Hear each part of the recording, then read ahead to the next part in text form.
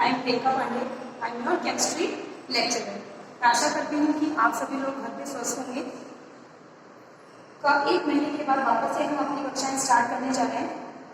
आज मैं आपको पढ़ाऊंगी चैप्टर 9 उपसंयोजक यौगिक। इससे पहले हमने अपनी क्लास में 3 चैप्टर्स कंप्लीट कर लिए हैं।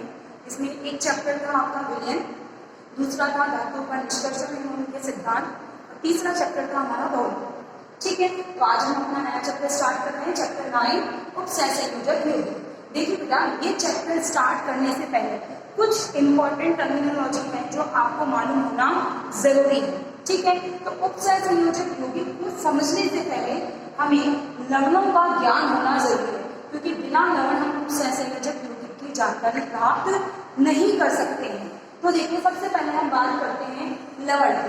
देखिए, लवण क्या होते हैं, आपने प्रीवियस क्लासेस में भी पढ़ा होगा। लवण जो कि अम्ल और क्षार की आपस में अभिक्रिया के द्वारा निर्मित होते हैं। वे यौगिक जो कि अम्ल और क्षार की अभिक्रिया के द्वारा निर्मित होते हैं, वे क्या कहलाते हैं? लवण कहलाते हैं। और इस अभिक्रिया को क्या कहते हैं? इस अभिक्रिया को कहते हैं उदासीनीकरण अभिक्रिया। यानी जब अम्ल और क्षार आपस में अभिक्रिया करके जिन यौगिकों का निर्माण करते हैं, उन्हें कहा जाता है लवण। ये है आपके लवण जो कि अम्ल और क्षार की उदासीनीकरण अभिक्रिया के द्वारा निर्मित होते हैं। ठीक है, अब देखिए, अब हमारे लवण के बहुत प्रकार के होते हैं। देखिए, लवण जो है उनको 3 भागों में विभाजित किया गया है। साधारण लवण, द्वित लवण, संकुल लवण। ये 3 प्रकार के लवण हैं जिनका ज्ञान होना अति आवश्यक है। सबसे पहले हम बात करते हैं साधारण लवण। साधारण लवण ऐसे लवण हैं जो कि अम्ल और क्षार की प्रत्यक्ष अभिक्रिया से निर्मित होते हैं। किससे निर्मित होते हैं?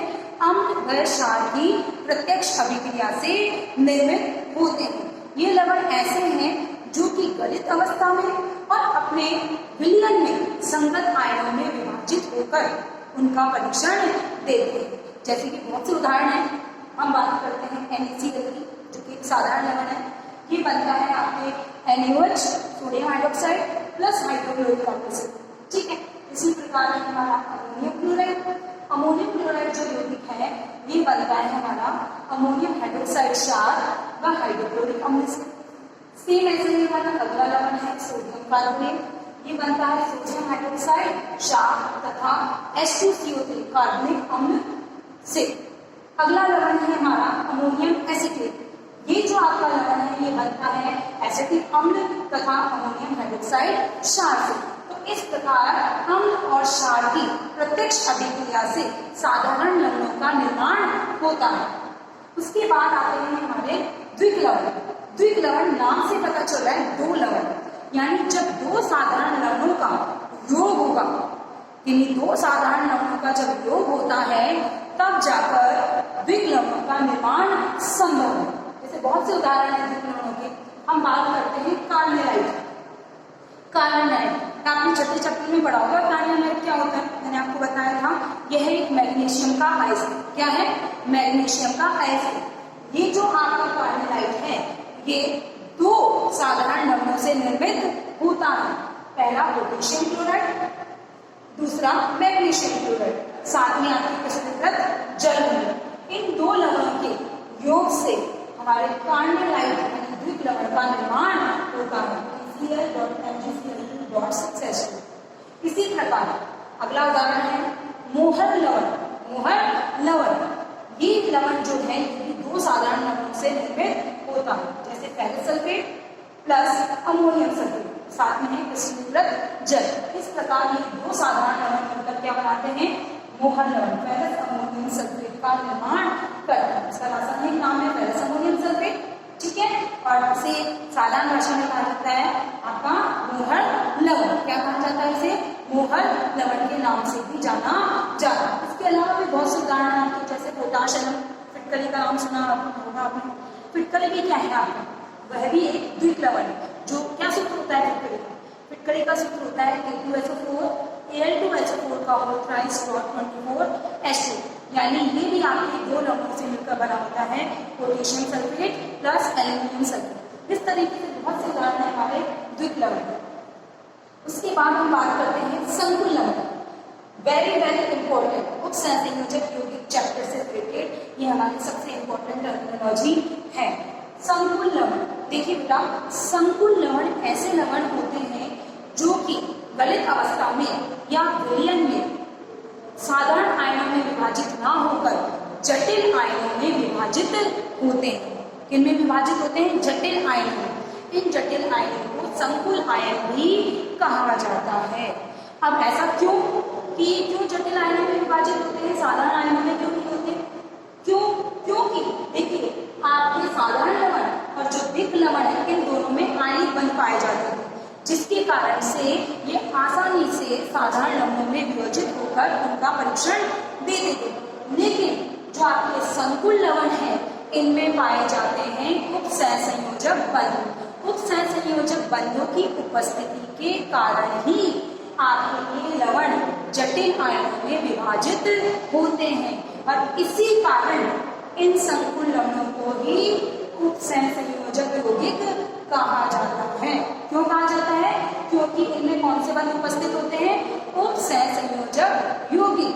ठीक है। और रसायन विज्ञान की वह शाखा जिसके अंतर्गत हम उपसहसंयोजक यौगिकों का अध्ययन करते हैं वो कहलाती है उपसहसंयोजक रसायन विज्ञान। ठीक है बेटा, तो ये कहलाते हैं हमारे संकुल लवण। बहुत से उदाहरण इसके देखिए, यह है आपका पोटेशियम फेरोसाइलेट। अब ये क्या है? संकुल लवण। तो देखिए, ये टूटेगा 4 पोटेशियम आयन में और ये देखिए ये है आपका संकुल आयन। क्या है ये आपका? संकुल आयन, जटिल आयन। इसी प्रकार अगला उदाहरण है हमारा पोटेशियम फेरिसाइनेट। इसी प्रकार ये भी आपका P तो पोटेशियम में और फेरिसाइनेट आयन में विभाजित होकर जटिल आयन देता है। अगला उदाहरण की बात करते हैं, ये नेक्स्ट उदाहरण सेम ऐसे ये भी आपका क्या है?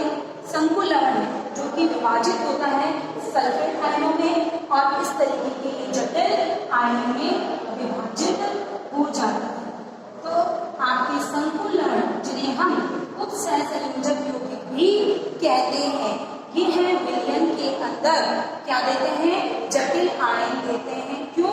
क्योंकि इनके अंदर उपसहसंयोजक बंध उपस्थित होते हैं और इन्हीं बंधों के कारण इन लवणों को उपसहसंयोजक यौगिक भी कहा जाता है। तो आया समझ में क्या है उपसहसंयोजक यौगिक किन्हें कहते हैं? तो इसलिए उपसहसंयोजक यौगिक की परिभाषा को समझने के लिए हमें पहले लवण की जानकारी होना आवश्यक है। ठीक है। अब हम बात करते हैं उपसहसंयोजक यौगिकों की संरचना की। मैं आशा करती हूँ कि यहाँ तक आप सभी को समझ में आ गया होगा। अब हम बात करते हैं उपसहसंयोजक यौगिकों की संरचना की।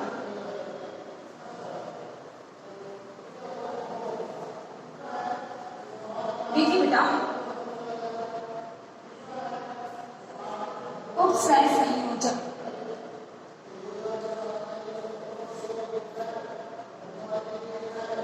की संरचना, आपका जो उपसहसंयोजक यौगिक है देखिए वो किन चीजों से मिलकर बना होता है, उसकी बेसिक जो संरचना होती है उसमें सबसे पहले होते हैं बाहर की तरफ बनाएं, फिर आपका आता है ये बड़ा ब्रैकेट, इसमें होते हैं केंद्रीय धातु परमाणु,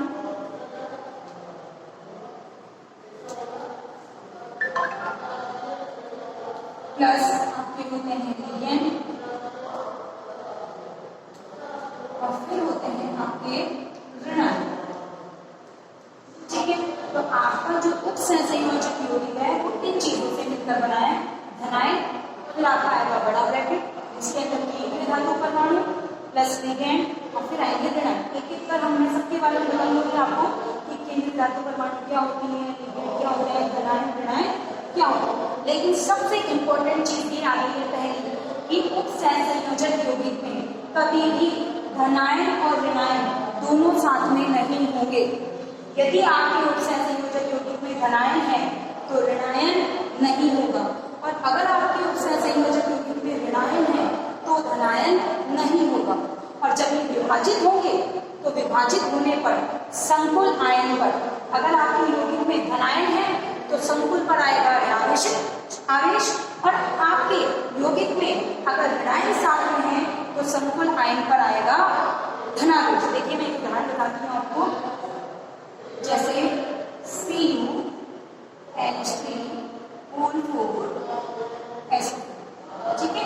देखिए ये है आपका उत्संयोजक। देखिए संरचना को देखना, मैंने कहा था धनायन या ऋणायन में से एक ही चीज होती है आपके पास। यहाँ देखिए ये केंद्रीय धातु परमाणु, इसे मैं शॉर्ट फॉर्म में लिख रही हूँ सेंट्रोलेटा, ये आपके हेलिकेट, मैं एल से डिनोट कर रही हूँ, और ये है आपके ऋणायन जिसे इंग्लिश में बोलते हैं एन, इसे ए से डिनोट कर। देखिए जब इसके अंदर ऋणायन है तो धनायन नहीं है। अब जब ये विभाजित होगा तो विभाजित होकर ये हमें क्या देगा, एक तो जटिल आयन, मैंने आपको बताया था कि संकुल आयन हमेशा क्या देते हैं, जटिल आयन देते हैं। देखिए ये विभाजित होकर इसने क्या दिया आपको, जटिल आयन दिया, और यह दिया आपका ऋणायन। अब जब आपके संकुल यौगिक में ऋणायन है तो आपके आयन पर हमेशा धनावेश आएगा, क्योंकि ऋणायन के माइनस के 2 चार्ज है, तो इस जटिल आयन पे प्लस के 2 चार्ज है। और सेम ऐसे अगर आपके संकुल यौगिक में